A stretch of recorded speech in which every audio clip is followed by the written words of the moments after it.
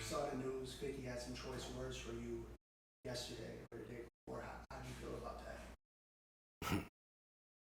Well, when I first heard it, I was like, damn, you know, why would 50 come at me like that? I felt like, pause. I felt like, I had said something that he learned from, which was $1 million isn't any money. And even back then, I never said I had so much money because I knew that $1 million, how fast it went. And I wish that someone would have taught me that. So when you get $1 million, you don't start relaxing and spending frivolously, and you have a higher expectation. So I was kind of like happy that I had said something that helped him in the trajectory of the way he looked at money moving forward. But then I was like, why would he throw a jab at me? So, I'm a thinking man, I'm a CEO, I'm a chairman of a board. So I'm thinking like, why would someone like that hasn't been getting at me at all for all these years, especially about something like another man's pocket? And that's another thing I was kind of shocked that someone like him would be, worried about my pocket at all. So I was like, well, I know he's been a good earner for corporate. He's been making content of us hurting each other and selling drugs, and from what I know of the production or the television and the media business, you have an idea, you sell it to a production company. I don't know if he's a production company or not. And then the production company sells that idea to a network. A network now owns it. They pay for it, and then they pay you a salary. And I don't really necessarily want to be the person that helps another culture make money off our dysfunction. But I'm not going to say I don't make gangster shit, But my thing is, that's not what I perceive as my kind of success, because I think in boss. And what I'm thinking is, well, if he's being empowered by corporate, I'm hoping that they're not pushing him to get at me, because algorithmically wise and behavior pattern wise, that's what's been happening. And I felt like, he kind of knows what I got to go through because he's been through it. He himself kind of spoke about what his experience was at the Super Bowl, but he has some luxuries I don't have. Number one, a luxury is if he has an idea, someone else can pay for it. And I'm not mad at that. I'm not counting any money and how much they pay you for that. But also, when someone tries to blackball him like they did at the Super Bowl, he has Eminem to say, nah, you can't do that or I'm not performing. He has Dr. Dre. He has the support of his crew. I don't have that luxury of having the support of my crew. Actually, my crew are the ones that actually try to stop me. So I actually admire that about him and his crew. And I wish I had that type of support. But I don't.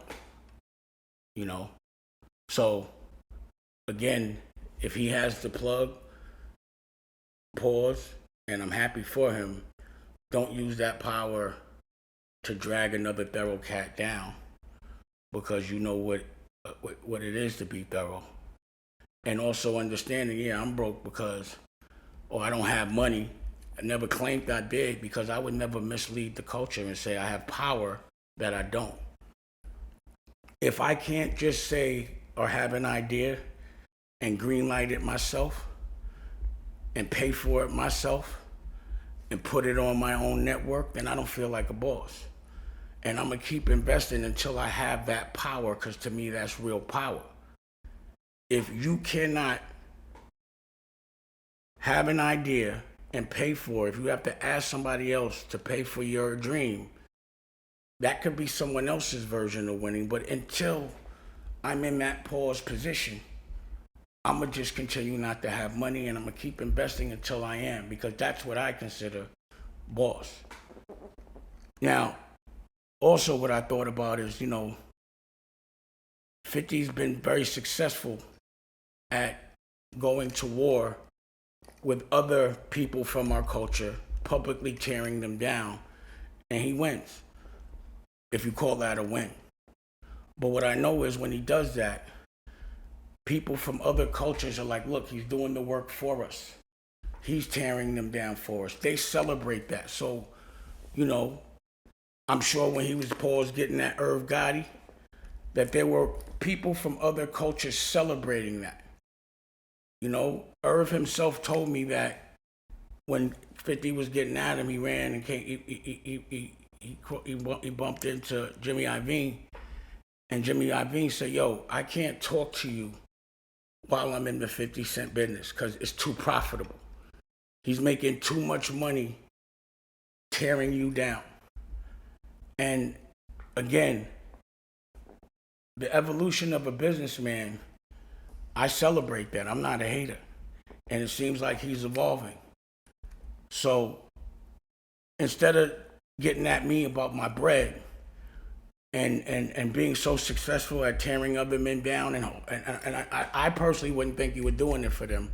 I would give you the benefit of the doubt, but do know they benefit.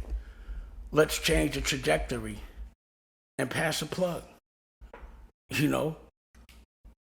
Like right now, if I'm in the media business and you have access to things and resources, instead of trying to go against me, do something we never do. Let's pause, come together. And, I think I saw that you went and you hollered at Tyler Perry. I'm sure that he gave you the right advice. I'm hoping he passed you resources. I was happy about that. So I'd like to see you pass some resources, just for the ones that deserve it, because you know what it is to be thorough. You know what it is for people to try to blackball you, but you do have the support. But imagine if you didn't have that support. And let's not have them celebrating the fact that we tear each other down, but let's make them scared because they know instead of you working and helping them tear people down from our culture, you're actually uplifting us. And you used all your experiences to do that. If it's you, then let it be you.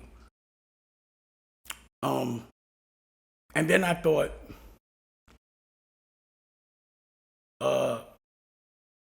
let me ask you a question. Yeah. If you found out or you know someone and they're making $250,000 a year, would you say they were broke? No. So my child support since 2007 has been collectively, with school and camp and child support, $250,000 a year. That's what my children get. And because I'm broke. And all my children, when they go to college, they don't have any debt. I have to. I pay for all of their colleges up front. Because of course that's what someone that's broke would do. And what happens is when they take your child support, they judge it based on how much money you were making. And we've been through a recession. We've been through a pandemic. Y'all see the tax problems I have. But my children have still been able to get $250,000 a year. And when things go bad, you have to go to court and say, look, I'm not having such a good year. I need a downward modification. I never had the luxury of getting a downward modification because I never wanted my children to be affected by how reckless I might be in business. Now, I'm not complaining, but I guess, I'm just explaining what it is to be broke.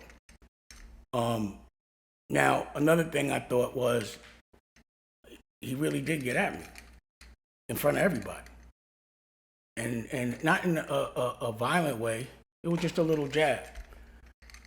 But the Harlem nigga in me is like, I can't, and no disrespect to Queens, but I can't have a Queens cap just fronting on me like that.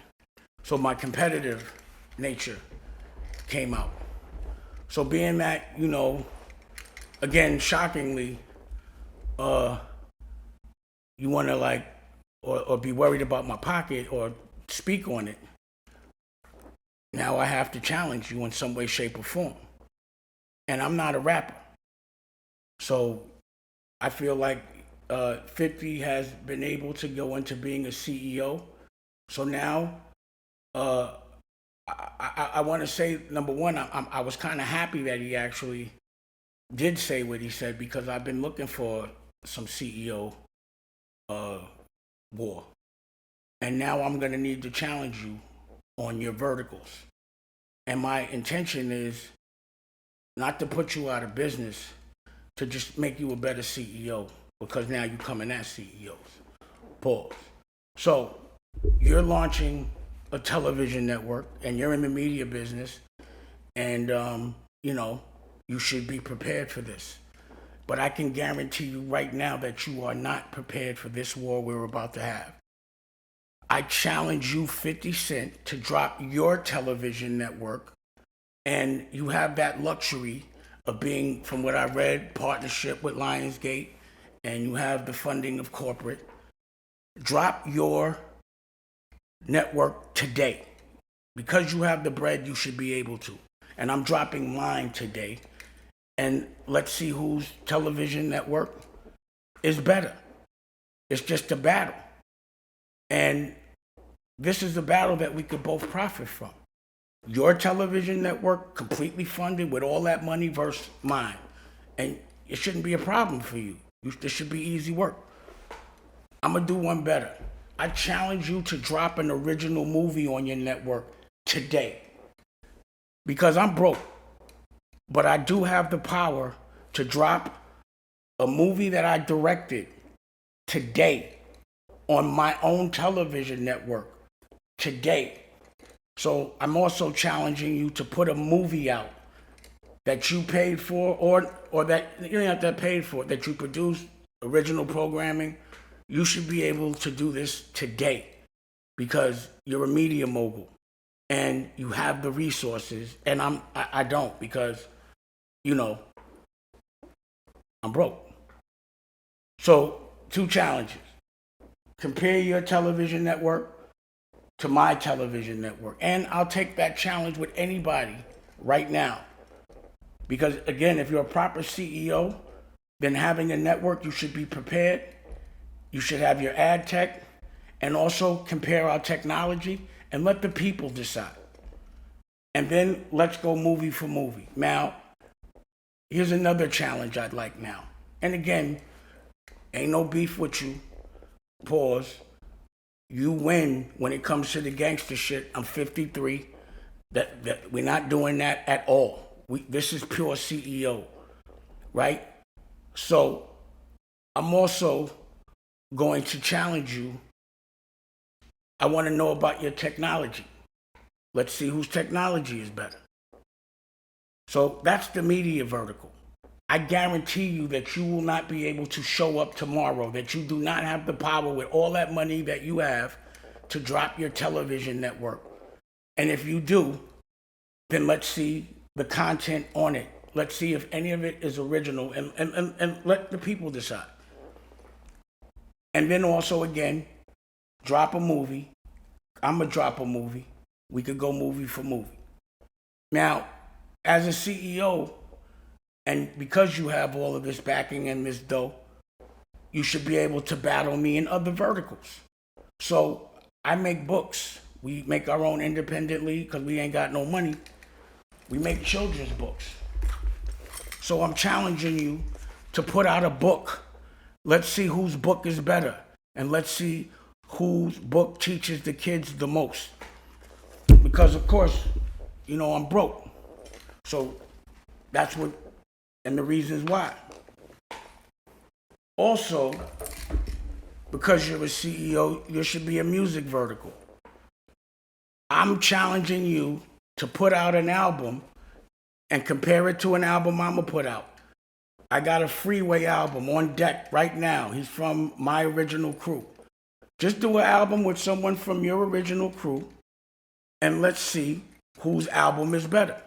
And again, you have these resources. and I'm supposed to be broke, because that's what broke niggas do. So right now I'm challenging you for your television network, which is, CEO talk. This is the talk we talking. I'm challenging you for content. Oh, also, you have a movie that's already made about your life. And I don't know what your deal is, but I'm sure you have the resources to spend as much as you needed to spend. I have a movie about my life. It's called Honor Up. Let's have a battle. There. Let's see whose movie about their life is better. Now, my movie I paid for, I directed it, I wrote it, it went in theaters, I put it in theaters, and I put it right now, you could watch it on my own television network. So if you're a media mogul, I need you to battle me in that vertical there. Put your movie about your life on your television network today. Because also, if you have power, then you can actually do things with speed. There's no asking. So these are my challenges. Also, another challenge. And I know this one is it's not your superpower, but we can do fashion as well, because that should be another vertical. So I challenge you to put out a clothing line, and I put out a clothing line. I'm ready tomorrow. I have samples tomorrow. So when you're talking to a CEO, especially a broke one, you want to know why he's broke and where the money went before you start talking about a man's pocket.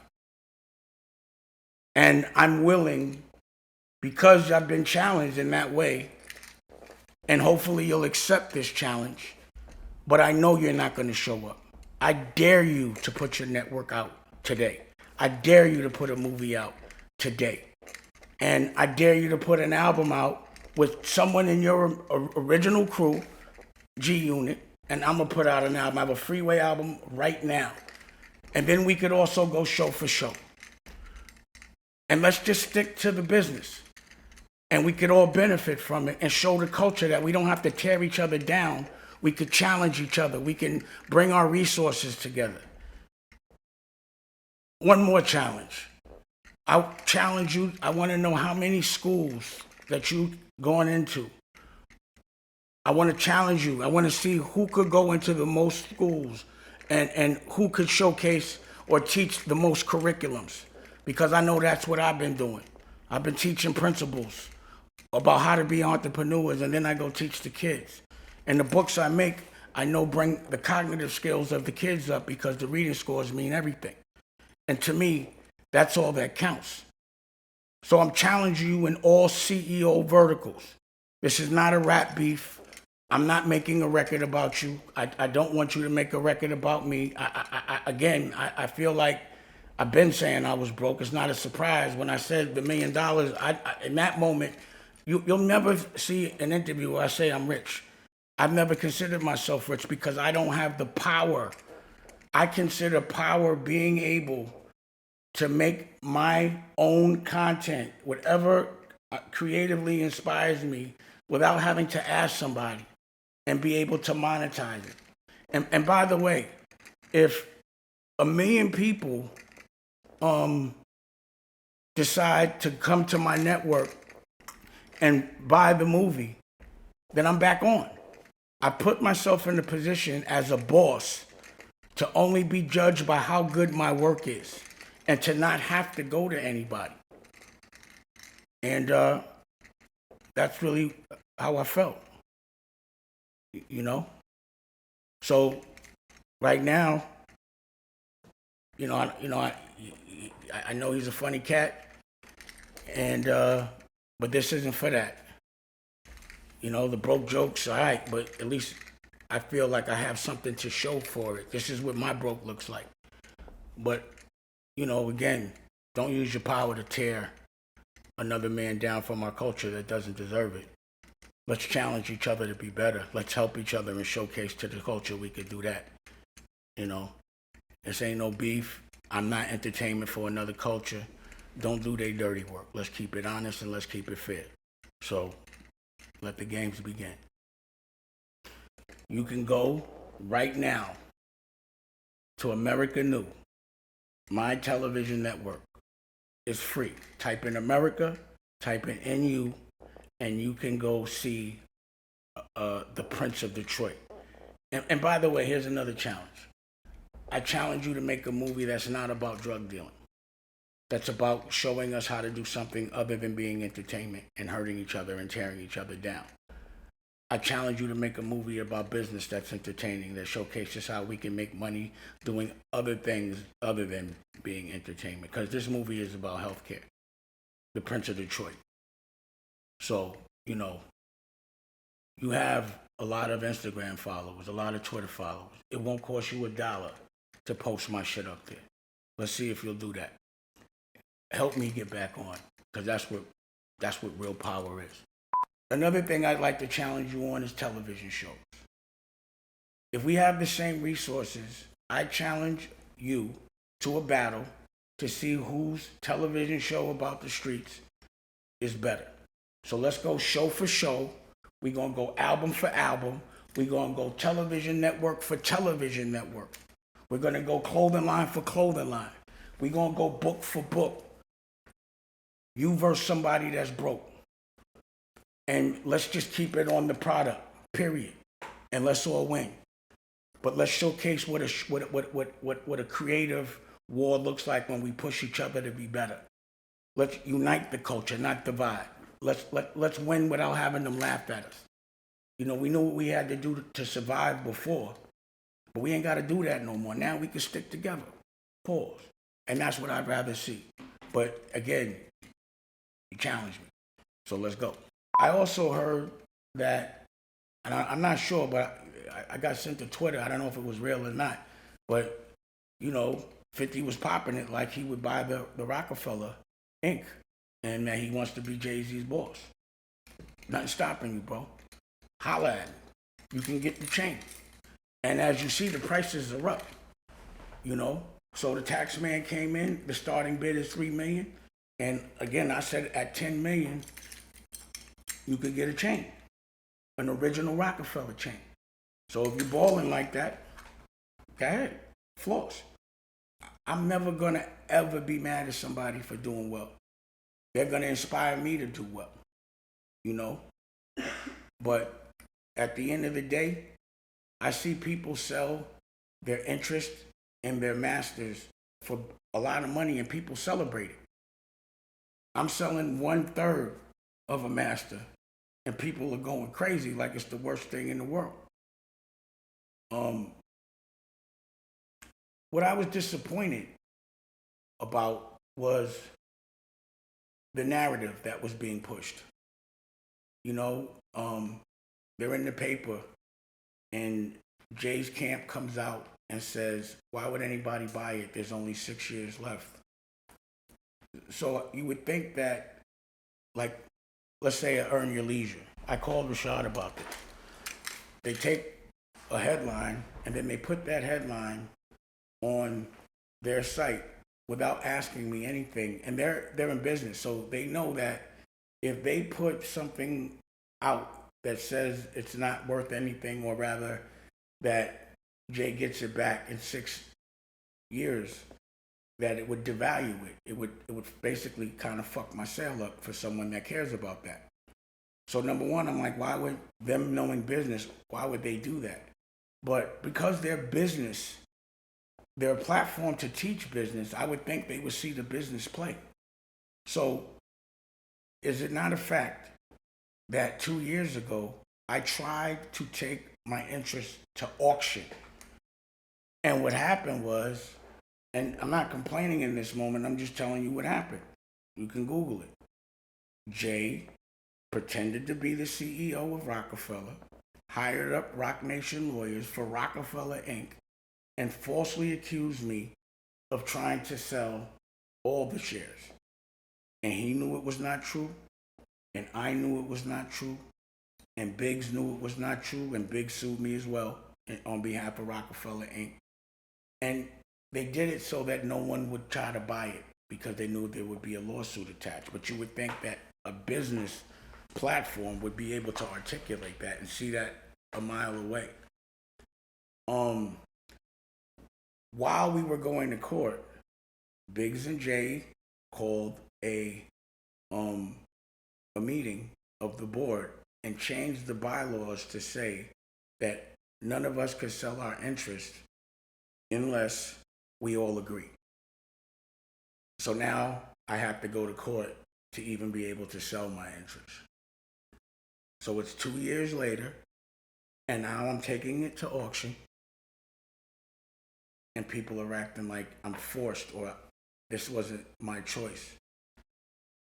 I mean, if you see the play and you're a business platform, you should be like, all right, because I lost a defamation case, 4.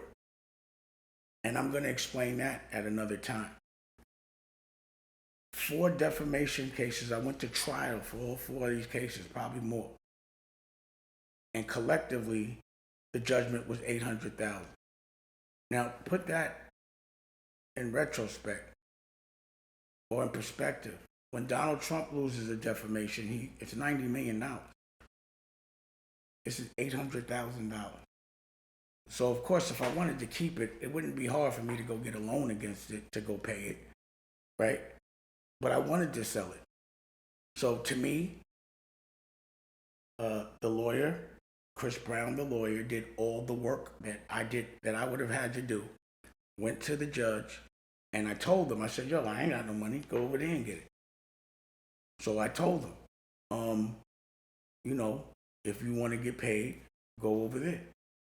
And all I got to do is pay you $800 and I get to keep the rest. If you're a business person, you would say, wow, that was a pretty good deal. But, I guess people want to go with the headlines. But what I was disappointed about with Rashad was that he didn't even call me to ask me if this was valid, or didn't even say maybe I could hurt the sale. And I feel like I've really been supportive of them. And again, I think it's a chance to describe real business and really break it down, being that y'all want to talk about it so much. Talk about the real business of it and the real strategy of it all. And why would Jay's camp want to devalue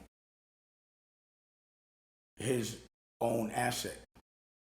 Why would he want to do that?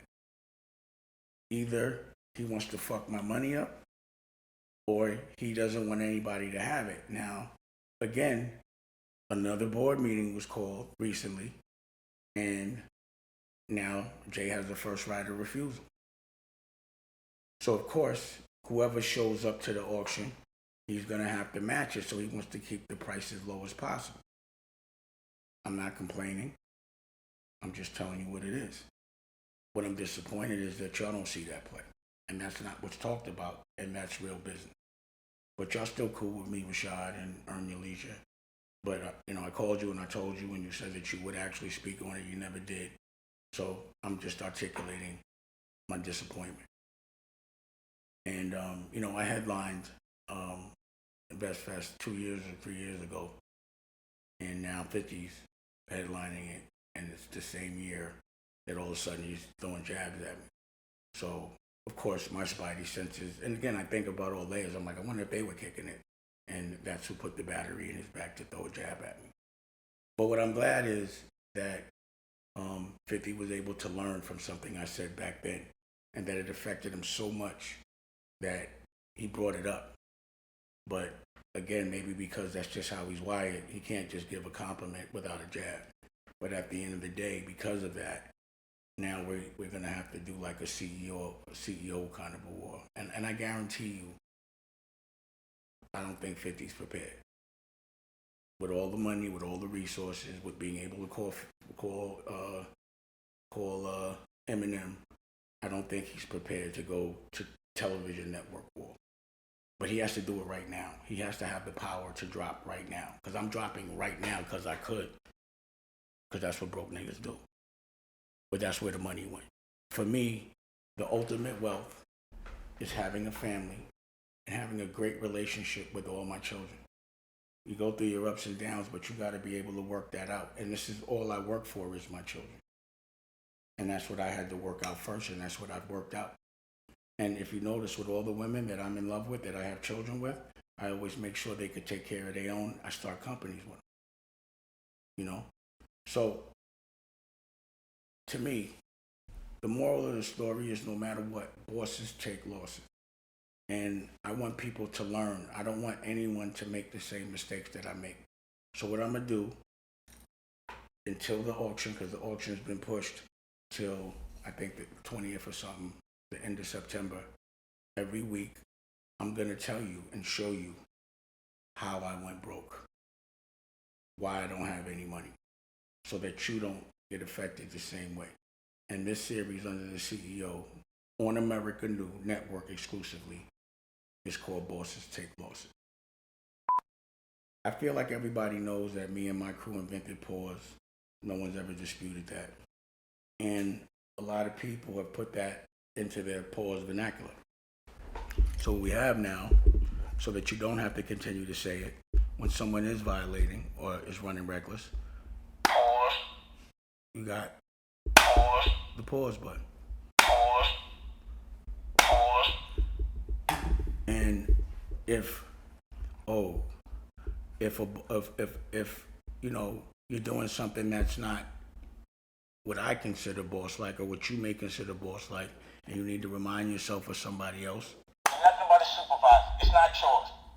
How can a man call another man that's my boss? They don't do that. Not at Harlem. Don't disrespect me and say I do everything everybody else does, and I put up my own money. That's the CEO button, just to remind yourself of the vibes. You know?